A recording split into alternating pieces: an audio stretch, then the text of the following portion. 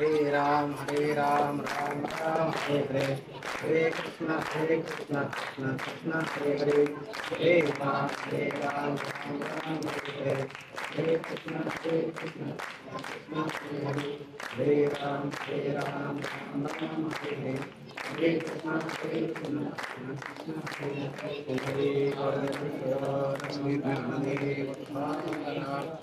जगद्गुरु निवृत्तीनाथ शिष्य ज्ञानेश्वर महाराज की जय. प्रवचनाच्या प्रारंभी श्रोत्यांना विनंती आहे, मी तसा काही प्रवचन कीर्तनकार नाही. आपल्या दैनंदिन जीवनातले अनुभव घेऊन ज्ञानेश्वरीतला कुठला एखादा छोटासा विषय घेऊन सांगण्याचा प्रयत्न मी करीत असतो. ज्ञानेश्वरीवर बोलणार आहेत असं पाठक महाराज म्हणाले.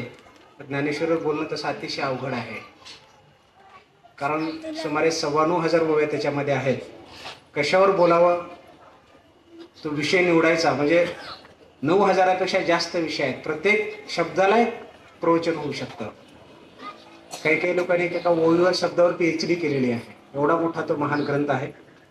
कारण माऊलींनीच सांगितलंय, म्हणून महाभारती नाही ते नोहेची लोकीतीही येणे कारणे महिपे पाही व्यासुष्ट जगत्रय. त्या ज्ञानेश्वरीमध्ये किंवा महाभारतामध्ये नाही, ते त्रैलोक्यामध्ये नाही. अर्थात एवढा महान एवढा मोठा तो ग्रंथ आहे. कोणत्याही एका पैलूवर जरी बोललं तर प्रवचनच प्रवचन होऊन जातं. पण आज आपला विषय रक्तदानाची भाग घेतला, त्यांचा सत्कार करण्याचा कार्यक्रम आहे. म्हणजे त्यांनी दान दिलं. दान दिल्याचा अर्थ कळत नकळत कुणावर तरी उपकार झालेच. त्यांनी दान केलं, घेणाऱ्याने घेतलं. आता घेणाऱ्याने घेतल्यानंतर काय काय घेतलं हा एक प्रश्न आहे. कारण एक कविता होती आम्हाला अभ्यासाला, देणाऱ्याने देत जावे घेणाऱ्याने घेत जावे, घेता घेता देणाऱ्याचे हात घ्यावे. देणाऱ्या माणसाने देत राहायचं, घेणाऱ्या माणसाने घेत राहायचं आणि घेऊन घेऊन देणाऱ्याप्रमाणे त्याच्या हाताप्रमाणे आपणही द्यायला शिकायचं, असा त्याचा अर्थ होतो. म्हणजे उपकाराची परतफेड करायची. तसे त्यांनी रक्ताचं दान केलं. ज्यांनी घेतलं त्यांना देता आलं नाही तरी काही हरकत नाही, पण त्यांनी इतरांना तरी प्रवृत्त करावं रक्तदान करण्यासाठी, त्याची परतफेड व्हावी. मी असेही म्हणेन की जर परतफेड करता नाही आली तरी चालेल, पण त्या उपकाराचा विसर तरी नको. विसर जरी नाही पडला तरी बरेच प्रश्न आपोआप सुटतात. परतफेड करता आली तर फारच चांगला आहे, नाही करता आली तरी विसर तरी नको असं मला म्हणायचं आहे. काही गोष्टी अगोदर दुरुस्त करून समजावून सांगून त्याच्यामध्ये दुरुस्ती करण्याची पद्धत आपल्याकडे असते आणि ते करावंही लागतं, सांगावं लागतं. कारण एखाद्याने ज्याच्यावर आपला विश्वास आहे त्यांनी जर समजावून सांगितलं तर त्या गोष्टी आपल्याला पटत असतात.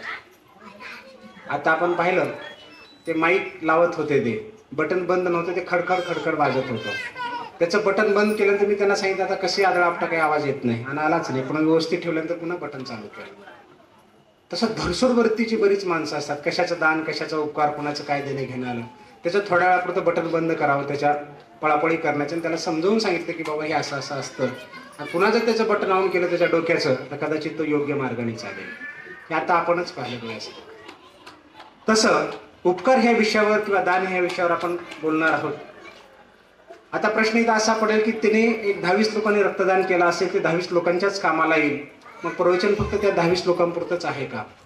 रक्त हा एक घटक आहे दान किंवा उपकार करण्याचा. अशा अनेक काही भाग आहेत, अनेक काही गोष्टी आहेत की कुणावर ना कुणावर कोणाचे ना कोणाचे तरी उपकार असतातच. मी तर असं म्हणेन की या प्रवचन कार्यक्रमी जेवढे लोक बसलेत त्या प्रत्येकावर कुणाचा तरी उपकार आहेच. कारण ज्या ठिकाणी आपण जन्म घेतलो त्या मातीमध्ये आपण वाढलो, त्या मातीवर खेळलो, मोठे झालो, जगतोय त्याच्यावर, तर कळत नकळत त्या मातृभूमीचे उपकार आपल्यावर आहेतच. ज्या देशामध्ये आपण जगतोय त्या देशामध्ये लोकशाहीच्या मार्गाने स्वच्छंदपणे आपण पाहिजे तिकडे विहार करतो. याचं कारण असं आहे की आपल्या देशाच्या सरहद्दीवर जवान आपलं संरक्षण करत आहेत. अर्थात ते जर संरक्षणाला नसते तर आपण आनंदाने मध्ये जगू शकलो नसतो. म्हणजे त्यांचे सुद्धा उपकार आपल्यावर आहेतच. संतांचे उपकार आपल्यावर आहेत, गुरुजनांचे उपकार आपल्यावर आहेत, आईवडिलांचे उपकार आपल्यावर आहेत. असा एकही माणूस सापडणार नाही की ज्याच्यावर कोणाचेही उपकार नाहीत. याचाच अर्थ असा झाला की आपण प्रत्येक जण कुठे ना कुठेतरी उपकाराच्या खाली दबलो आहोत. त्या उपकाराची परतफेड आपल्याला करायची आहे. आणि प्रारंभी सांगितल्याप्रमाणे जर उपकाराची परतफेड करता नाही आली तरी काही हरकत नाही, तर त्याचा विसर तरी नको. विसर पडणं म्हणजे अतिशय मोठं दुर्भाग्य आहे. विसर जर नाही पडला, आठवण जरी झाली तरी भरपूर झालं. काय तुझे उपकार पांडुरंगा सांगू मी या जगा माझी, असं संत महात्मे सांगून गेले की पांडुरंगा तुझे अनंत उपकार आहेत. हा देह आम्हाला मिळाला, नरदेह आम्हाला मिळाला, नाशिवंत जरी असला तरी तो बुद्धिजीवी आहे. आम्हाला समजतं, या बुद्धीनं आम्हाला जाणीव करून दिली की काय चांगलं आहे काय वाईट आहे.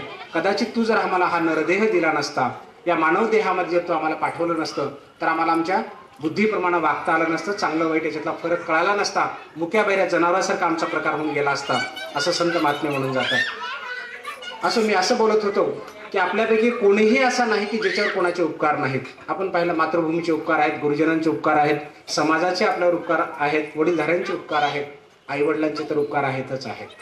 कारण त्यांनी जन्म दिला, लहानाचं मोठं केलं, आपणाला हे जग दाखवलं, जगात चालायला बोलायला शिकवलं, म्हणून त्यांचे अनंत उपकार आहेत. त्यांच्या उपकाराची परतफेड होते का आपल्याला पाहायचं आहे. कुणी असेही म्हणतील की साहेब आमच्या आईवडील जन्मजातच वारले किंवा आम्हाला माहीतच नाही कोण आईवडील आहेत, की कुठेतरी आम्हाला सोडून दिलं होतं. हरकत नाही, आपल्याला जन्म दिला हे तरी उपकार त्यांचे आहेतच. त्यांनी जन्म दिला नसता आपण या जगात आलो कुटुंब असतं. पण त्यांच्या उपकाराची परतफेड आपल्याकडनं होते का? कारण प्रारंभी कार्यक्रम सुरू होत असताना पाठक महाराज असं म्हणाले, पुंडलिक वरदे हरी विठ्ठल श्री ज्ञानदेव तुकाराम. म्हणजे आपण आपल्या कार्यक्रमाची सुरुवात पुंडलिक वरदे अशी केली. आपण काय आहे पुंडलिकाचा वर? कदाचित उपकाराशी लागू पडतोय का बघूया आपण हा वर. कारण आपण प्रत्येक जण म्हणतो पुंडलिक वरदे, आम्ही म्हणतो, तुम्ही म्हणतो. चांगला कार्यक्रम सुरू करायचा म्हटलं की पुंडलिक वरदे, समारोप म्हटला की पुंडलिक वरदे आहे. पुंडलिकाचा वर मागितल्याशिवाय आमचा समारोपही होत नाही, सुरुवाती होत नाही. तर याचा कुठं उपकाराशी संबंध आहे का आपण बघूया. पुंडलिक म्हणजे तुमच्या आमच्यासारखा एक सामान्य माणूस आहे, जो पंढरपूरच्या वाळवंटामध्ये, जेव्हा ते पंढरपूर नव्हतं, त्या वाळवंटामध्ये चंद्रभागेमध्ये आपल्या चंद्रभागेच्या काठावर एका मांडीवर आईचं डोकं आहे, दुसऱ्या मांडीवर वडिलांचं डोकं आहे. दोघांचं डोकं दाबत बसलेलं आहे. भक्त आहे, आईवडिलांचा भक्त. आणि वैकुंठातून विष्णूने पाहिलं की अरे म्हणजे किती दिवस झालं भक्ती करतोय, आईवडिलांची इतकी प्रचंड सेवा करतोय, असा कोण महात्मा असणार आहे, आपण त्याची भेट घ्यावी. म्हणून विष्णू भगवंत वैकुंठातून खाली उतरले. भगवंत भीतर आहे असं सांगितलं जातं, कारण तो भक्तांच्या समोर कधीच येत नाही.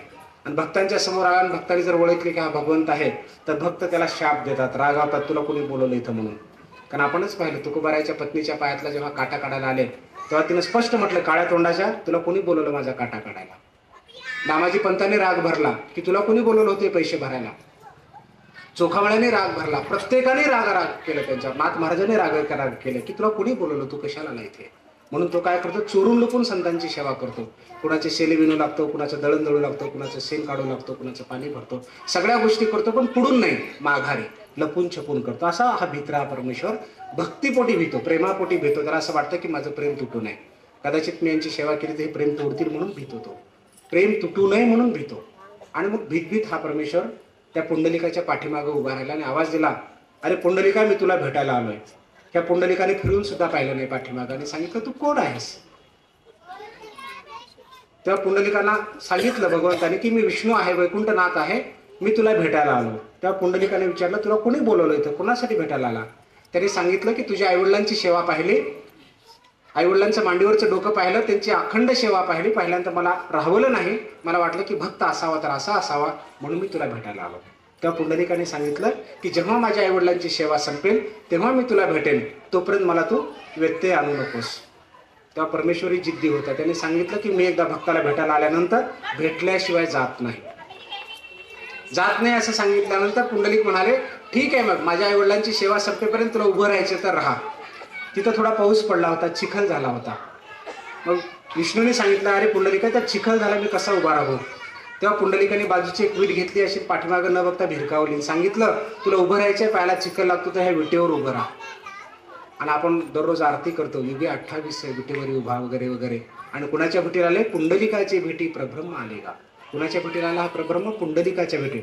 वाट पाहे वा भेटीची आवडी, भरपूर अभंग आपण निर्माण केले.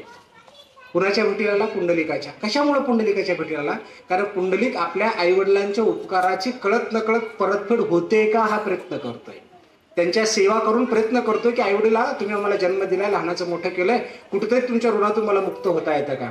आईवडिलांच्या ऋणातून जगात कोणीही मुक्त झाला नाही आणि होऊ शकत नाही. कारण एवढे मोठे ऋण आहेत की आपण काही जरी केलं आपण जन्म नाही देऊ शकत आईला वडिलांना. त्यांनी जन्म दिला, त्यांच्या उपकाराची परतफेड होते का हा फक्त प्रयत्न आपल्याला करायचा, होत नाही, ही त्रिकालावधी सत्य आहे. आणि एवढ्या मोठ्या प्रेमापोटी पुंडलिकाला सांगितल्यानंतर सुद्धा पुंडलिकाने ऐकलं नाही, विष्णूला उभं केलं आणि त्याचं नाव विटेवर उभा राहिलं, विठ्ठल हे नाव झालं. आणि भक्तजन काय म्हणाले पुंडलिकाचं प्रेम पाहून, कारे पुंड्या मातलासी उभे केले विठ्ठलासी. एवढी प्रचंड ताकद आहे दुसऱ्या भक्तामध्ये. एवढा मातलास का, तुला एवढी मस्ती आली की साक्षात पांडुरंगाला तू उभं केलंस. युग 28 संपलेली आहे. एवढा मोठ्या उपकाराची परतफेड 28 युगात सुद्धा पुंडलिक करू शकला नाही, तर आपल्या आईवडिलाची सेवा करायला मला 28 ते 30-40 वर्षे मिळतात. त्याच्यात कशी काय परतफेड होणार आहे? म्हणजे अर्थात मला हे सांगायचे, उपकार नाही असा कोणीही असू शकत नाही. आपल्याला त्याचा प्रयत्न करायचा आहे. असेच समाजाचे सुद्धा उपकार आपल्यावर असतात. त्याचा सुद्धा आपल्याला प्रयत्न करायचा की आपल्याला काही परतफेड करता येते. दुर्दैव असं आहे की आईवडील घरामध्ये दरवाजातच कुठेतरी बसलेले असतात आणि आपण पंढरपूरच्या वारीला जातो, बालाजीला जातो, तीर्थक्षेत्राला जातो, त्यांच्याकडे पाहत नाही. आपण घरामध्ये बसून जेवण खाणं करतो, आईवडील बाहेर कुठेतरी खोकलत बसलेले असतात, त्यांच्याकडे कोणी पाहत नाही. मुलाला थोडंसं दुःख झालं की ताबडतोब दवाखान्याला घेऊन निघतो. आईवडिलांना मात्र खोकलून जागेवर जरी पडला, बेशुद्ध झाला तरी आपण त्याच्याकडे पाहत नाही. असं जर असेल तर परमेश्वर भेटण्याचं काही कारणच नाही, सुख समाधान लागण्याचं काही कारणच नाही. आणि हे सगळं सत्य असल्यामुळं संत महात्मे असं म्हणाले, मायबाप असता घरी कशाला जातो रे पंढरी. अरे आईवडील घरी असताना पंढरपूरला जाण्याचं काही कारण नाही. कारण चालतं बोलतं तीर्थक्षेत्र कोण आहे? आपले आईवडील म्हणजे चालतं बोलतं तीर्थक्षेत्र आहे. आणि त्या चालत्या बोलत्या तीर्थक्षेत्राला डावलून जर तू कुठे जात असतील तर तुला परमेश्वर तिथे भेटण्याचं काही कारण नाही. आपल्या लक्षात आलं असेल की एवढं मोठं ऋण आपल्याला परतफेड करण्याची संधी आपल्या घरामध्ये असताना सुद्धा आपण त्याला डावलून नको त्या ठिकाणी शोध घेत जातो. आणि परमेश्वराचा जर विचार केला तर तुम्ही आम्ही म्हणजे त्याचंच एक रूप आहे. आईवडील जसं चालतं बोलतं तीर्थक्षेत्र आहे, तसं आपण सुद्धा कळत न कळत कुणासाठी तर तीर्थक्षेत्र आहोतच. प्रत्येक जण आहे. जे जे भेटे भूत ते ते मानिजे भगवंत, हा भक्तयोगो निश्चित जाण माझा, जे ज्ञानेश्वर माऊली बोलून गेले, त्याच्या पाठीमागची भूमिकाच ही आहे की तुम्ही आम्ही सर्व सुद्धा त्याचंच स्वरूप आहोत. आपण एकमेकाला सहाय्य केलंच पाहिजे, एकमेकाला मदत केलीच पाहिजे, एकमेकाच्या उपकाराची परतफेड करण्याचा प्रयत्न केला पाहिजे, ऋणातून मुक्त होण्याचा प्रयत्न केला पाहिजे. आणि करता येत नसेल तर मला वाटतं की माणूस म्हणून घेणं सुद्धा कदाचित चुकीचं ठरेल. कोणाचे उपकार घेऊ नये, घेतला तरी तो राखू नये, असं स्वामी समर्थ बोलून गेले. एक तर घेऊ नका उपकार कोणाचे, पण उपकार घेतल्याशिवाय आपण जगूच शकत नाही. कुठं ना कुठं कोणाची तर मदत थोडीफार घ्यावीच लागते. कोणाचे उपकार घेऊ नये आणि घेतला तरी तो राखू नये. राखू नये याचा अर्थ ठेवून घेऊ नका, त्याची परतफेड करा. समुद्राचं उदाहरण जर आपल्या डोळ्यासमोर आणून घेतलं तर समुद्र काय करतो माहितीये का? त्याच्यामध्ये तुम्ही नारळ टाका, फुल टाका, फुलं टाका, पाणी टाका, काहीही टाका, एका झटक्यासाठी तो पुन्हा काठावर आणून परत करतो. तो ठेवून घेत नाही. पण आपण तर एवढे उपकार ठेवून घेतो की कुणाकुणाचं ऋण किती झालं असतं आपल्याला पता सुद्धा लागत नाही.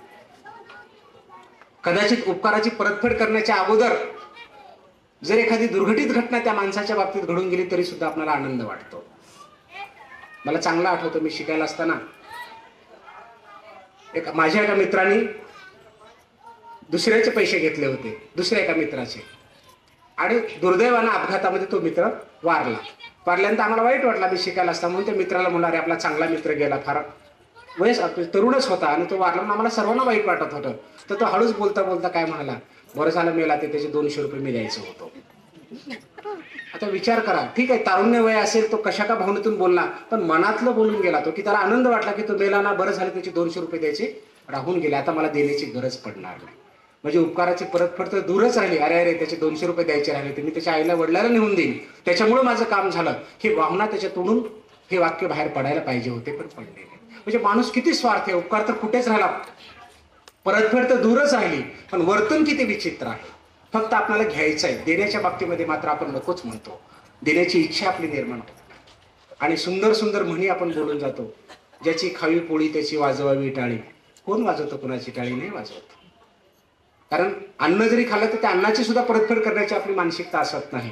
अरे एवढंच काय, एवढं चांगली बुद्धी दिली, एवढे हातपाय आपल्याला दिलेत, 2 घास दररोज गाईला भरवण्याची सुद्धा आपली मानसिकता असत नाही. नाही आमच्या दारावर गायच येत नाही साहेब म्हणून आम्ही काही भाकर करत नाही. मुखापर्यंत म्हशीला घाल, बैलाला घाल, काय फरक पडतो?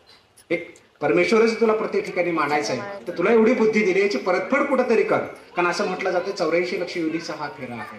याच्यामध्ये मनुष्य देह हा न मिळे मागुता, मागितल्यानं हा मनुष्य देह मिळत नाही. याला फार मोठी पुण्य लागते, फार मोठा पुण्याचा संचय लागतो. आणि एवढा मोठा संचय करून या देहामध्ये यायचं आणि तरी सुद्धा आपल्याला आपला परिचय होऊ नये, याच्या इतकं दुर्दैव ते काय असणार. एक शब्द बोलला की दुसरा शब्द आपण लगेच जोरात देण्याचा प्रयत्न करतो, परतफेड करण्याचा प्रयत्न करतो. आपण परतफेड कशी करतो? आपण विरोधाभासातून, नकारात्मक भावनेतून करण्याचा प्रयत्न करतो. अहो निसर्गाकडे पाहिलं तर निसर्ग सुद्धा काही ठेवून घेत नाही. पावला पावलाला आपल्याला आठवण करून देतो निसर्ग की आता ते परतफेड करण्याची संधी तुला मिळाली आहे, तुझं वय झालं आता तर तू आठवण कर. पण आपण त्याच्यावरही मात करत असतो. कशी मात करतो? तुम्ही ओ देऊन बघा जोरात, शेतात कुठे बाहेर, तुम्हाला लगेच प्रतिध्वनी ऐकवत येतो. तुम्ही स्वतः म्हणजे निसर्गाने काय चमत्कार करून पाहिला, तू ओ दिलास तर तुला साथ द्यायला तो तयार आहे. आपण बघा कुठेतरी बाहेर करून जोरात आवाज द्या संध्याकाळच्या वेळेस वगैरे केव्हा तरी, जर शांतता असेल तर बरोबर तिकडून तुमचा प्रतिध्वनी तुम्हाला उलटा ऐकू येतो. तो जर तुम्हाला जर साथ देत असेल तुमच्या आवाजाला, तर आपण एकमेकाच्या आवाजाला का साथ देत नाही? द्यायला पाहिजे, आपण तसं करत नाही. प्रत्येक गोष्ट अशी आहे, झाडाला जर फळ असेल धोंडा मारला तर तुम्हाला त्याला लागल्यावर तुम्हाला फळ देतो खाली. निसर्ग तुम्हाला आठवण करून देतो की बाबा तुला मनुष्य देहामध्ये दिलेला आहे, चांगलं वाग, हे वाईट आहे ते चांगला, ही जाणीव तुला कळाली पाहिजे, दोन्हीतला फरक तुला कळायला पाहिजे. पण आपल्याला फरक कळत नाही. आयुष्य असंच जातं, तारुण्य जातं, बालपण जातं, सगळं जातं. तेव्हा निसर्ग आता आपल्याला आठवण देतो. काय देतो? हळूच की आपले केस पांढरे करून सांगतो, आता तुझं वय होत आलं, आता तरी चांगलं वागण्याचा प्रयत्न कर. दात आपले हलायला सुरू होतात, गळायला सुरू होतात, तेव्हा निसर्ग आठवण देतो, अरे दात गळू लागले, अर्ध्यापेक्षा जास्त वय संपलंय, आता तरी चांगलं वाग, आता तरी परतफेड करण्याचा प्रयत्न कर. पण आपण फार हुशार आहोत. केस पांढरे झाले की त्याला बरोबर लगेच काळं करून टाकतो आपण. निसर्गाने काय केलं? निसर्गाने काळ्याचं पांढरं केलं आणि आपण पांढऱ्याचं काळं करतो. उपकाराची परतफेड म्हणजे काळ्याचं पांढरं करणं आहे, आणि परतफेड न करणं म्हणजे पांढऱ्याचं काळं करणं आहे. पण आपण पांढऱ्याचं काळं करतो. निसर्ग पुन्हा म्हणतो, ठीक आहे तू पांढऱ्याचं काळं करतोस तर तुझे पांढरे पण काढून टाकतो, काळे पण काढून टाकतो, टकलं करतो. आता त्याच्यावर पुन्हा वीग निघाली, पुन्हा झाकण निघालं. म्हणजे किती झाकून घेतोय आपण आपल्याला. प्रचंड दात पडले लगेच कवळी बसवतो, इतकं झाकून घेतो की मी अजून तरुणच आपल्याला सांगायचं असतं. पण निसर्ग आपल्याला आठवण देतो, हे बुद्धिजीवी माणसा तुला मी आठवण देतोय, तू विसरलायस, माझं काम आहे तुला आठवण देण्याचं. अलाराम जसा लावतो ना आपण सकाळी 6 वाजल्याबरोबर ती वाजता आवाज देतो, उठ बाबा आता 6 वाजले. तसं निसर्ग आठवण देते, उठ आता तरी माणूस हो, आता तरी चांगलं वाग, आता तरी परतफेड करता येते का बघ. ह्या प्रत्येक गोष्टीला आपण आपल्या पुरतं, स्वार्थापुरतं आपण त्याचं परिवर्तन करून घेतो, जसं पाहिजे तसं त्याला आकार द्यायला सुरुवात करतो. संत महात्म्यांचे अनंत उपकार आहेत. ज्ञानेश्वरी लिहून ठेवली, गीता आहेत, भागवत आहेत, प्रचंड ग्रंथ आपल्या समोर आणून ठेवले. आम्ही जरी गेलो तर आमच्या माध्यमातून तुमच्यासाठी जे योग्य आहे ते आपल्या समोर ठेवलं, त्याच्याकडे सुद्धा आपण पाहत नाही.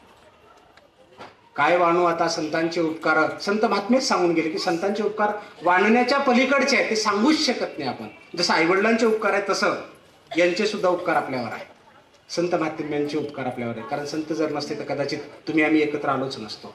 ते आहेत म्हणून त्यांच्या व्यासपीठासमोर बसण्याची पात्रता तरी आमच्यामध्ये निर्माण झाली, आणि ते चांगलं व्यक्तिमत्व घडलंच नसतं तुम्ही आमच्याजवळ येण्याचा किंवा आम्ही तुमच्याजवळ येण्याचा प्रश्नच निर्माण झाला नसता. म्हणून संत महात्म्यांच्या सहवासात आल्यानंतर किमान उपकाराची जाणीव तरी होते, आणि ती जाणीव व्हावी म्हणून सुद्धा आपल्याला इथे यायचं आहे. आणि संत महात्म्याने काय केलं? तुम्हाला एकत्र आणलंच, माणसामाणसामध्ये तर परमेश्वर दाखवलाच, पण प्राणी मात्रामध्ये मुक्यामध्ये सुद्धा परमेश्वर दाखवला. त्याची 2 उदाहरणं आपल्याला पाहायला मिळतात. नाथ महाराजांनी गाढवाला पाणी पाजवलं आणि सांगितलं की बाबा हा आत्मा नाही, तो आत्मा एक आहे. कारण कळत न कळत त्याचे कुठेतरी आमच्यावर उपकार आहेत, असोत नसोत काहीतरी तो समाजासाठी करून जातो. ओझं तरी वाहत असेल, कुठलं काहीतरी करत असेल, मी पाणी पाजवलं म्हणजे चुकीचं नाही झालं. ज्ञानेश्वर माऊलींनी वेद रेड्या मुखे बोलिला, गर्व दुजांचा हरविला, शांतिबिंब प्रगटला ज्ञानोबा माझा, हे जे करून दाखवलं, त्याच्यातून वेद ओढवून दाखवला की त्याच्यामध्ये सुद्धा तोच आत्मा आहे की जो माझ्यामध्ये आहे, किंवा माझ्यात जो आत्मा आहे तोच त्याच्यामध्ये आत्मा आहे. आणि त्या रेड्याने परतफेड कशी केली तुम्हाला माहितीये? माऊलीने काय केलं? त्याच्यातून वेद वदवले, मुख्या प्राण्यावर उपकार झाले की तुम्हा मला वेद बोलता येत नाही, पण तो बोलून गेला. आणि त्या रेड्याने मरेपर्यंत आपल्या उपकाराची परतफेड करण्याचा प्रयत्न केला होता. तुम्हाला माहिती आहे, नेवाशाला जेव्हा ज्ञानेश्वर माऊली ज्ञानेश्वरी लिहायला सांगायला यायचे, ज्ञानेश्वरचे लिखाण सुद्धा तिथेच झालं, ज्ञानेश्वरी सांगण्यात सुद्धा नेवाशालाच आली. अशी लोक बसलेली असायची. आणि माऊली येतात, चढ उताराचा भाग आहे तिथला, नेवाशाच्या नदीच्या काठावर असल्यामुळं माऊली जेव्हा घरून निघायचे तेव्हा त्या मंदिराच्या पाठीमागं बसलेला रेडा उठून उभा राहायचा. रेडा उभा राहिला की लोकांच्या लक्षात यायचे की माऊली आले, आता माऊली येऊ लागले. पण त्या रेड्याला अंतर्मनानं माऊली दिसायचे घरून निघालेले. आणि शेवटपर्यंत माऊलींच्या सहवासात तो रेडा राहिला, तर मालकाकडे परत गेला नाही. कारण इतके मोठे माऊलींचे उपकार होते की त्याची परतफेड करण्यासाठी तो त्यांच्या सहवासातच सेवेसाठी राहिला. सच्चिदानंद बाबाला जागं केलं. सच्चिदानंद बाबाने सांगितलं की हे माऊली, माझ्यावर अशी इतकी तुमचे अनंत उपकार आहेत, मला ते परतफेड करण्याची संधी द्या. आणि माऊली सांगत राहिल्याने ज्ञानेश्वरी सच्चिदानंद बाबाने लिहिली. म्हणून आपण असं म्हणतो, सच्चिदानंद आदरे लेखकू झाला. एवढंच काय, बघा कशी उपकाराची परतफेड आहे. माऊलीने त्याला जागं केलं, बोलतं केलं, त्याच्याकडनं लिहून घेतलं. उपकाराची परतफेड सच्चिदानंद बाबाला केली अशी वाटली, पण माऊली सुद्धा काय म्हणाले शेवटी, मग हे सगळं कोणी केलं? सच्चिदानंद बाबा अर्पण मस्तू, आपल्याकडे ठेवून नाही घेतलं. याला म्हणतात महानता. आणि ज्ञानेश्वरी जर आपण पाहिली, एवढा मोठा ग्रंथ लिहिलाय, थोडंसं एवढं जरी हे असेल, मी काही पाहत नाही पाठीमागं, पण कोपऱ्यात हळूच पेंटरचं नाव असतं, पेंटर फलाने फलाने, म्हणजे 2 ओळी लिहिल्याबरोबर त्याला आपलं नाव घ्यावं वाटतं, कुठं उपकारातच. आणि 18 अध्याय लिहिले, एवढा मोठा ग्रंथ लिहिला. आणि एवढ्या मोठ्या ग्रंथामध्ये म्हणे ज्ञानेश्वर कुठंच नाही, किंवा ज्ञानेश्वर लेखकू झाला कुठेच तुम्हाला पाहायला मिळाला. सच्चिदानंद बाबा अर्पण वस्तू. आणि ही ज्ञानेश्वर कुणामुळे लिहिली? तुमच्यामुळे लिहिली असं म्हणतात माऊली. श्रोत्यामुळे. प्रत्येक पावला पावलाला, प्रत्येक ओवी ओवीला 4-2 ओव्या गेले की तुमच्याबद्दलचं म्हणजे श्रोत्याबद्दलचं कौतुक माऊलीने केलंय. किंबहुना तुमचे केले धर्म कीर्तन हे सिद्धी नेले, एक माझे जिवरले पायिकपण. सगळ्या ज्ञानेश्वरीचा गर्भितार्थ इथं भरलेला आहे. कुणाचं केलं? तुमचं केलं. तुम्ही सांगितलं म्हणून केलं. मी कठपुतली आहे, माझी दोरी तुमच्या हातात आहे, तुम्ही जसे हलवाल तसे मी हलणार आहे असं माऊली म्हणतात. आणि स्वतःला मूर्खू झाला, मी मूर्ख वाक्यरचना नाही माऊलींची. एवढं मोठे पण आपल्याला दिलं, याला म्हणतात उपकाराची परतफेड. माऊली म्हणतात की जर श्रोताच माझ्या समोर आला नसता तर मी लेखन काय केलं असतं. अर्थात प्रवचन कीर्तन करणाऱ्यांनी जर ही भूमिका माऊलीप्रमाणे ठेवली तर मला वाटतं प्रवचन कीर्तन आमची खूप गाजायला सुरुवात होती. पण आम्ही तसं नाही करत. 2 प्रवचनं झाले, 5-10 मिनिटं बोललो की लगेच आमचे पाय इकडे बाजूला, आपल्या लाईन लागलेले असे दर्शन घ्यायला इकडे 10-5 रुपये कोणत्या टाकत राहतात. आमचं लक्ष कोण पाया पडायला तिकडे नसतं. ह्या पेटीत किती पडू लागलं, टोपल्यात किती पडू लागलं, इकडे लक्ष राहतं. याला म्हणत नाहीत उपकाराची परतफेड. 4 शब्द बोलल्यावर जर तुला परतफेड पाहिजे असेल तर हा व्यवहार झाला. आणि व्यवहारिक भक्ती म्हणजे आत्मबलास तडा आहे. व्यवहारिक भक्तीनं आत्मबलाला तडा जातो. भक्ती ही आत्मबल वाढवते.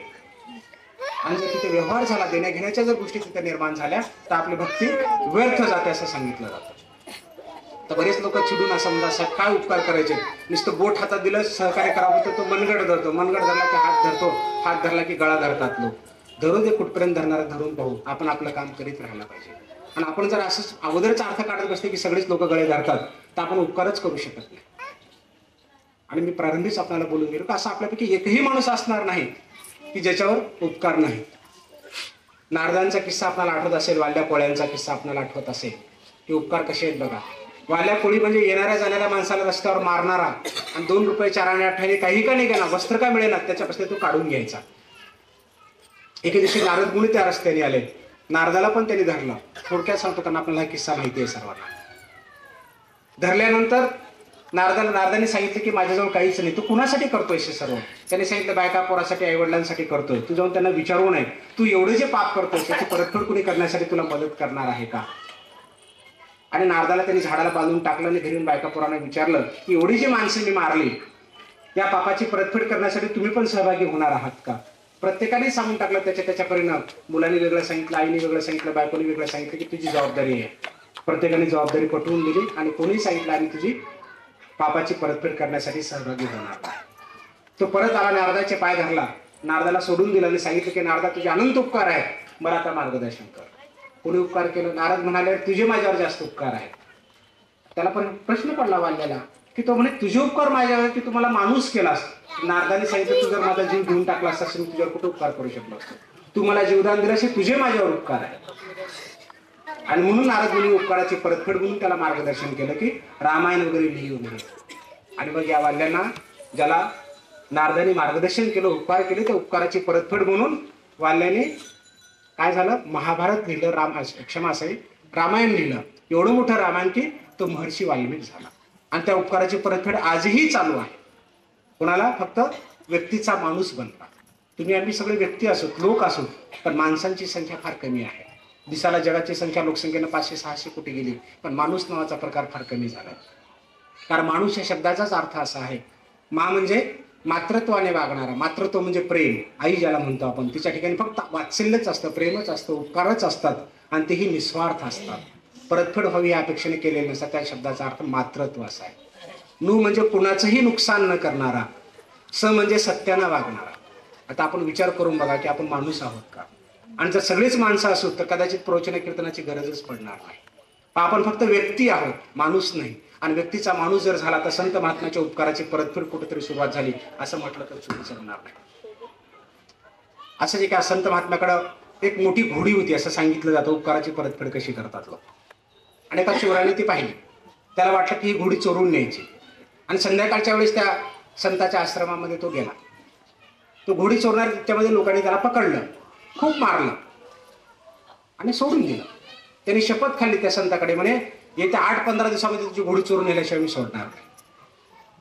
त्याला वाईट वाटलं संताला की आपण याला ठेवलं, आपण काही स्वतः मारहाण केली, आपल्या भक्तांनी मारहाण केली होती, तरी पण हा असं बोलून जातोय.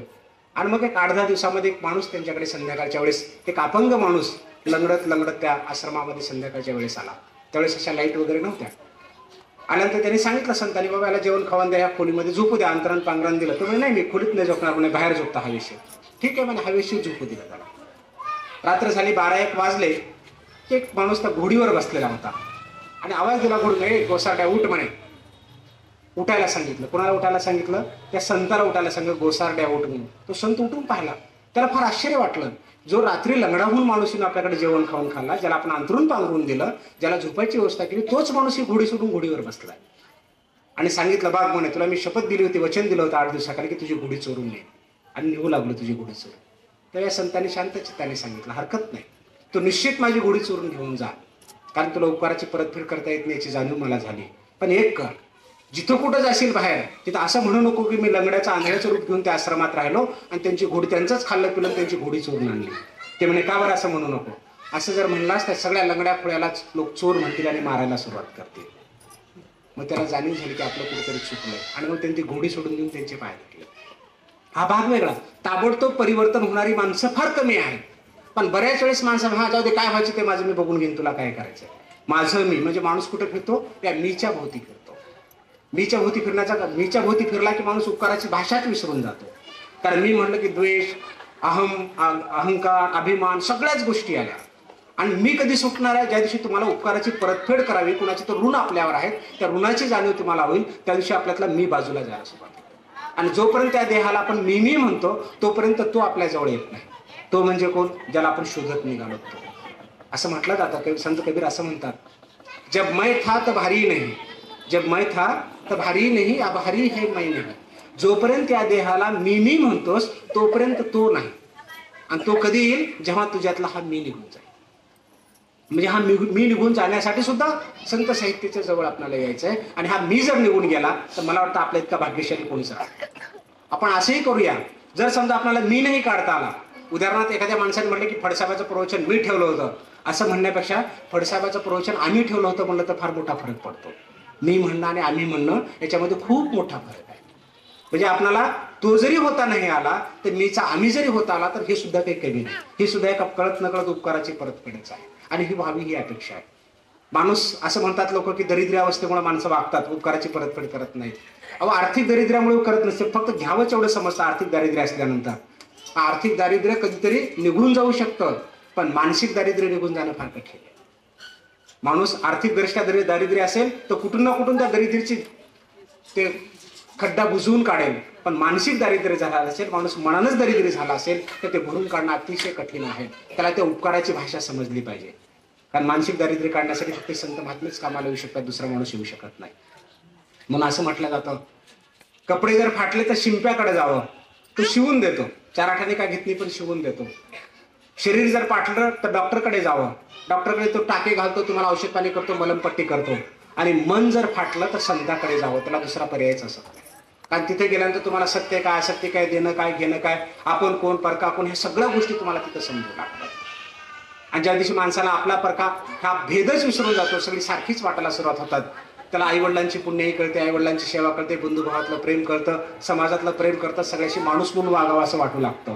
आणि ते कळण्यासाठी सुद्धा उपकार परोपकार ह्या गोष्टी समजल्याच पाहिजेत. संत महात्म्यांनी उपकार नाही केले, परोपकार केले जरी म्हणा, तुम्ही काही म्हणा, ते म्हणतात आम्ही सेवा केली असं म्हणतात. पण केल्यानंतर मी केलं जेव्हा आपण म्हणत असू तेव्हा त्या उपकाराच्या पाठीमागे सुद्धा दुर्गंध लागला असं म्हटलं तर चुकीचं होणार. मंठ्यामधलं मला एक उदाहरण आठवतं. मी त्यावेळेस जालन्याला निवासी उपजिल्हाधिकारी होतो. पाऊस पडला होता थोडासा, आणि पाऊस पडला, पावसामध्ये विजा पडल्या किंवा कोणाचं घर पडलं किंवा वीज पडून जर माणूस मेला तर त्यावेळेस 50,000 रुपये सरकार देत होतं त्यांच्या वारसांना. आता त्याची किंमत सुद्धा 1 लाख रुपये केली शासनाने. दुःखाला सहभाग म्हणून शासन 1 लाख रुपये त्या मृत माणसाच्या वारसाला देतं. मंठ्यामध्ये अशीच एक घटना घडली.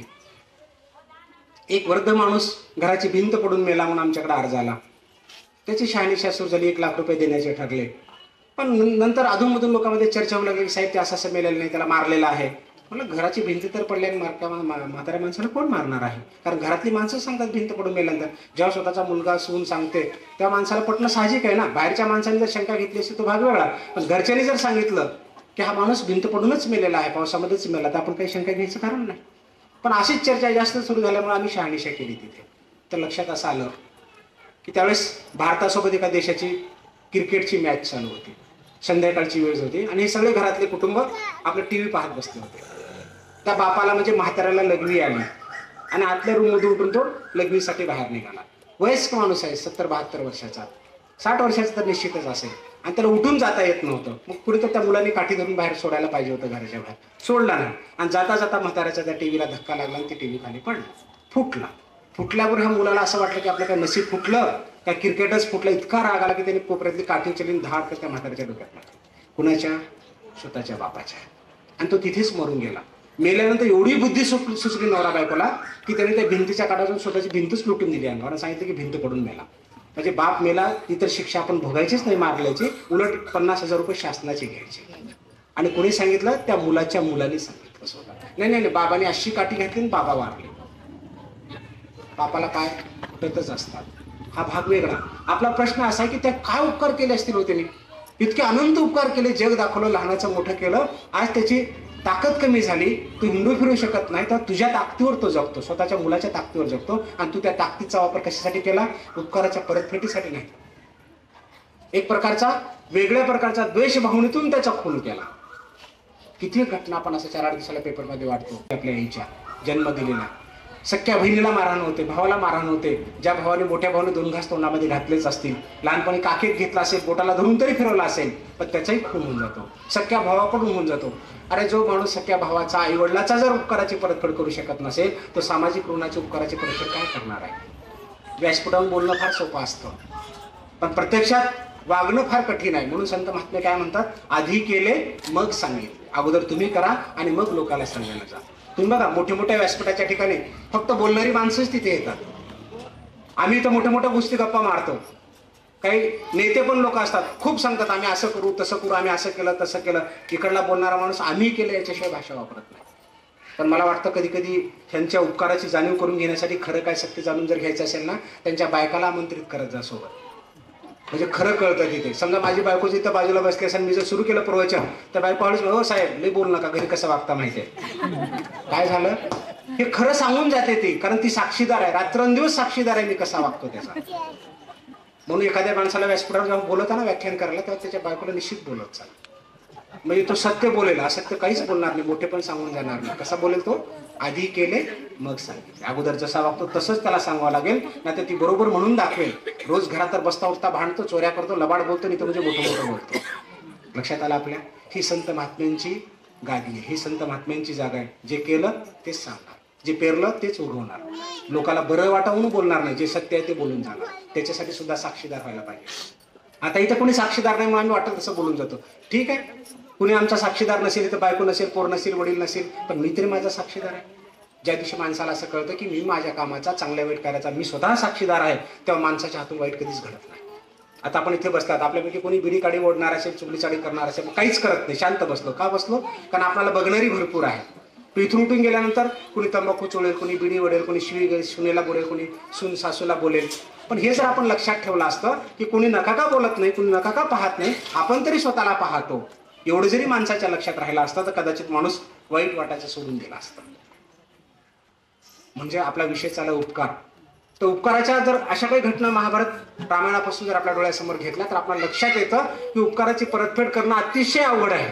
कारण एकाने शब्द 2 रुपये दिले, त्या 2 रुपयाची परतफेड केली, गरज नसताना केली, म्हणजे याचा अर्थ उपकाराची परतफेड झाली असं नाही होऊ शकत. तुमच्या अडचणीच्या वेळेस त्या 2 रुपयाची किंमत कदाचित 2000 रुपयापेक्षा सुद्धा जास्त असेल.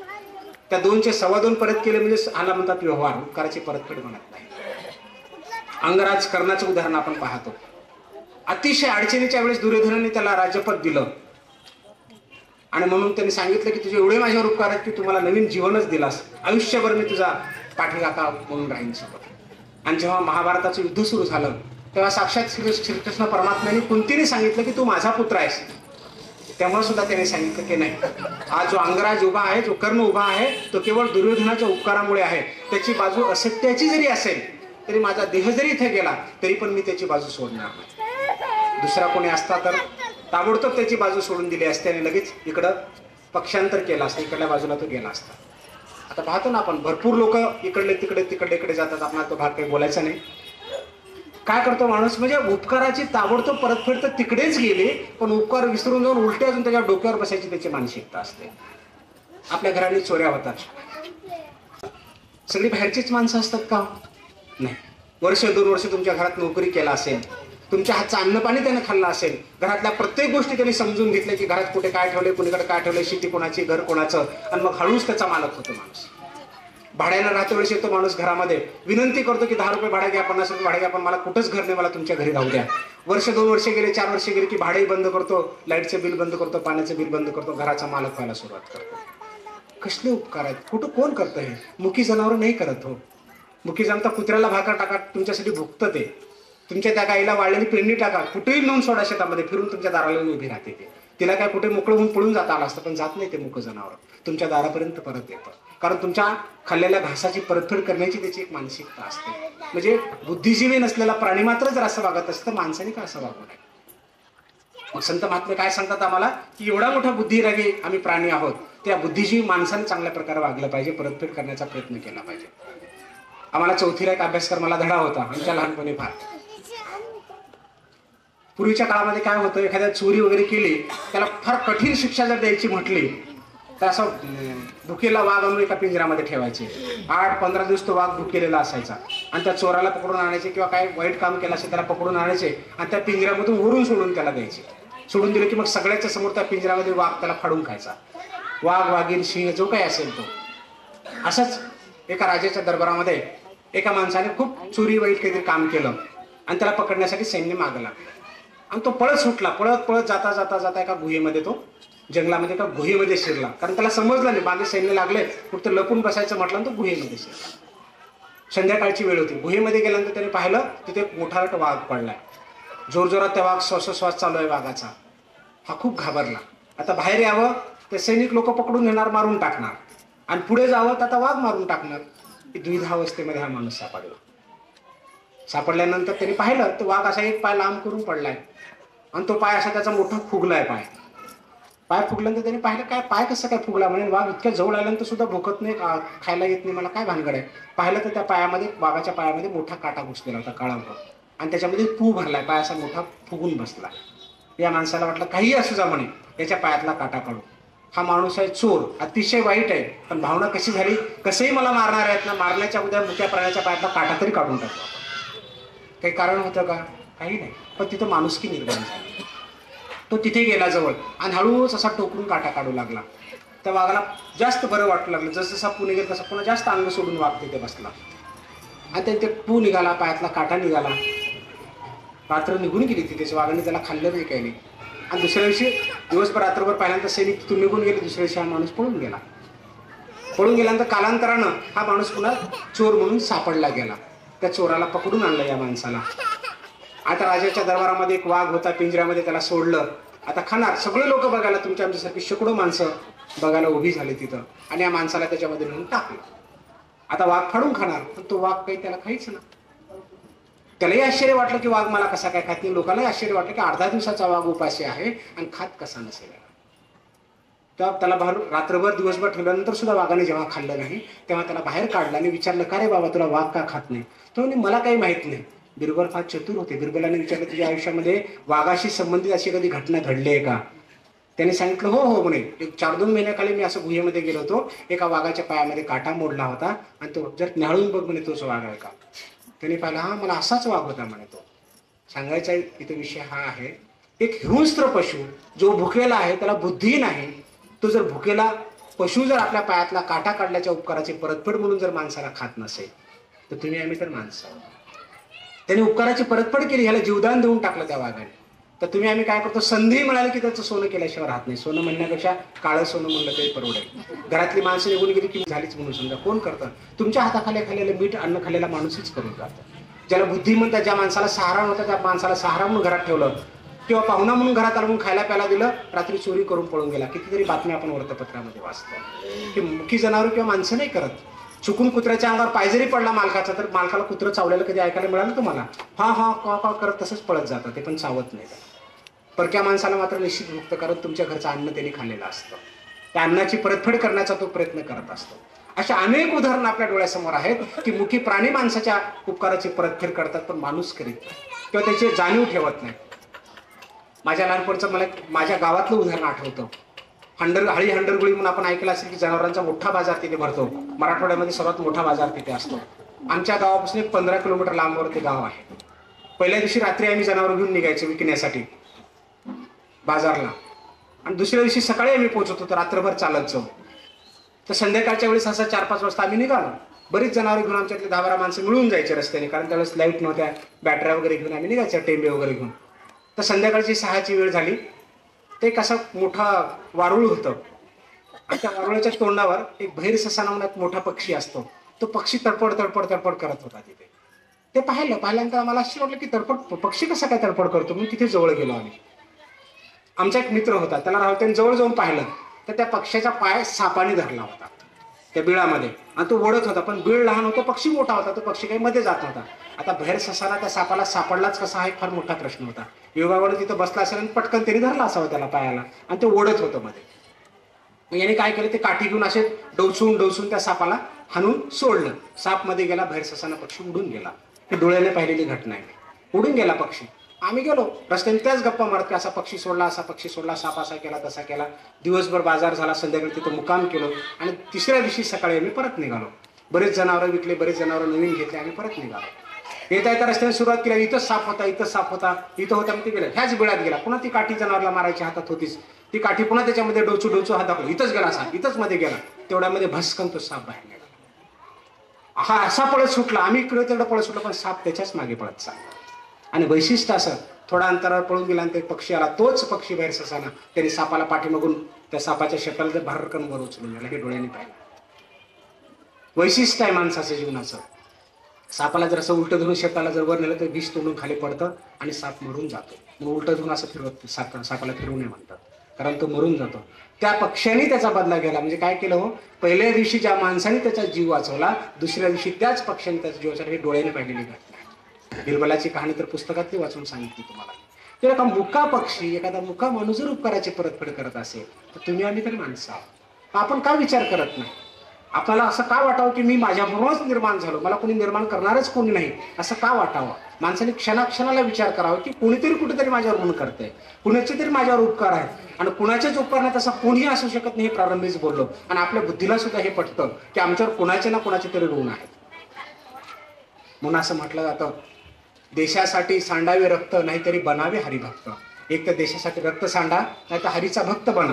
दोन्ही बनला तर उपकाराची परतफेड कुठंतरी होईल. देश सेवा केलं तरी उपकाराची परतफेड होईल, नाही तर हरिभक्त होऊन समाजसेवा करत फिरलं तरी उपकाराची परतफेड होईल. कारण संत ह्या शब्दाचाच अर्थ भरलेला आहे सगळा. जसं माणूस हा शब्द आपण पाहिला, तसा संत हा शब्द सुद्धा आहे. संत म्हणजे काय? सत्याने वागणारा, सत्सद बुद्धी जोपासणारा. सद्वर्तनी म्हणजे सत्य संत व्हायचंय आपल्याला. किंवा संत जरी होता नाही आला तर सत्संग तरी लाभावा असं म्हणतो आपण.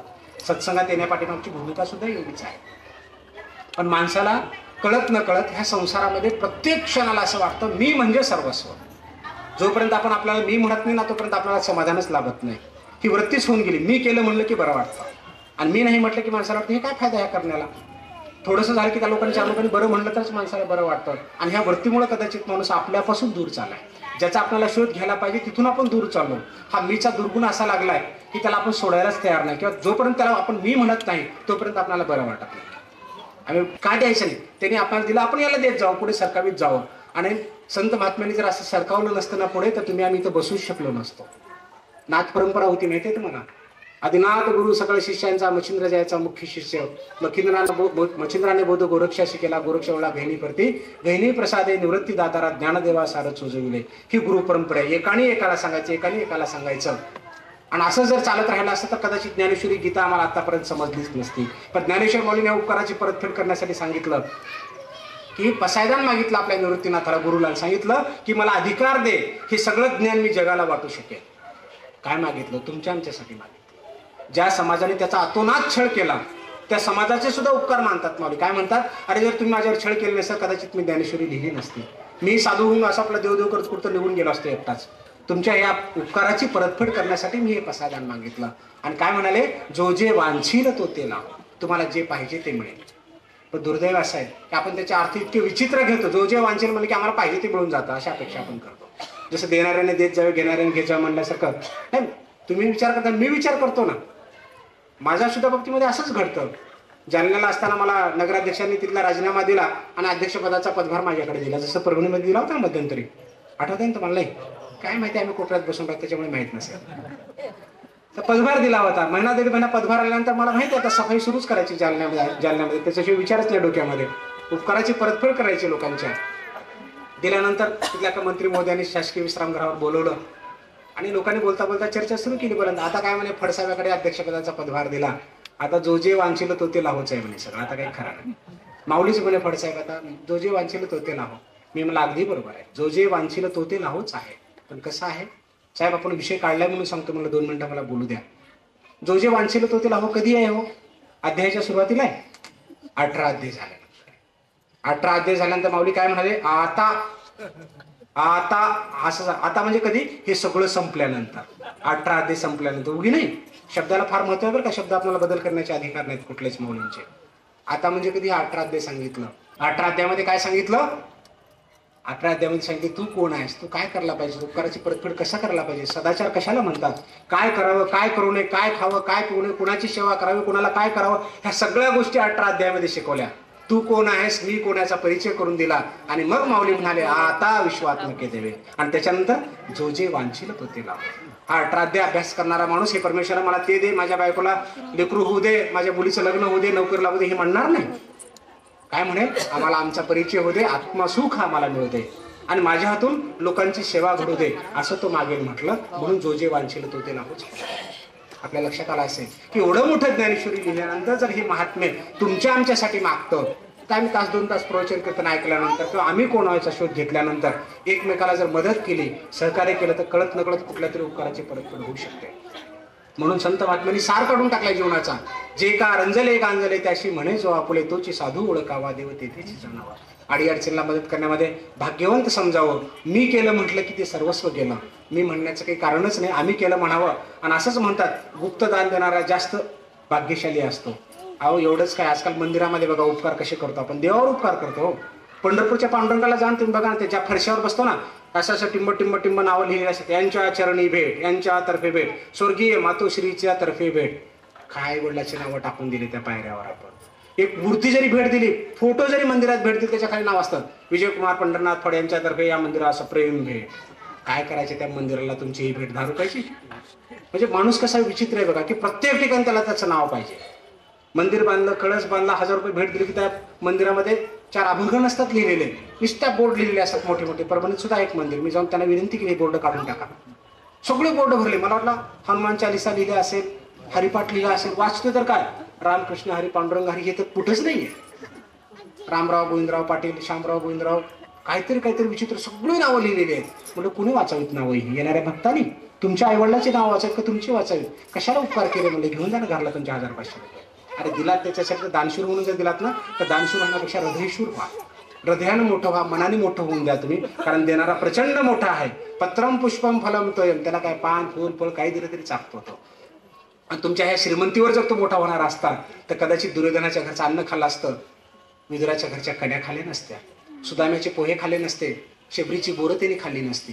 त्याला उपकार कोणाचे पाहिजेत? भक्ताचे पाहिजेत, प्रेमाचे उपकार पाहिजेत, देवाणघेवाणीचे नको. हे जर सर्वस्व सत्य आहे, तर आपणही कुठेतरी त्याचा विचार करावा. आपण घ्यायला शिकावं, इतरांना द्यायला शिकावं. असं जर झालं, जेवढं देता येईल तेवढं, तुम्ही जे द्याल ते सुद्धा भरपूर झालं. आता आमच्याकडे ते सुनामी लाटांसाठी पैसे जमा केले जातात ना, शाळेतल्या मुलांनी जे 100-200 रुपये आले ना, तर आम्ही अक्षरशः त्याच्या पाठवून हात फिरतो, कौतुक वाटतं. मुलांना दिलेल्या खाऊचे पैसे 100 रुपये आणून देतात. तुम्ही 10,000 दिले तर किंमत वाटत नाही, पण त्या लेकरांनी 100 रुपये जर जमा करून आणून दिले, त्याचं कौतुक वाटतं, कारण त्याचे हातच लहान आहे, तर त्याचं मन अतिशय महान आहे. तसं माणसाने मनाने मोठं व्हावं.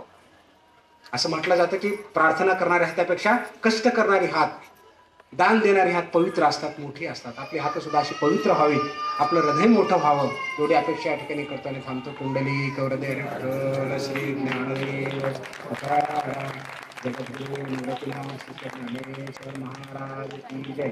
हरे राम राम राम हरे हरे. हरे राम राम राम हरे हरे. हरे कृष्ण हरे कृष्ण.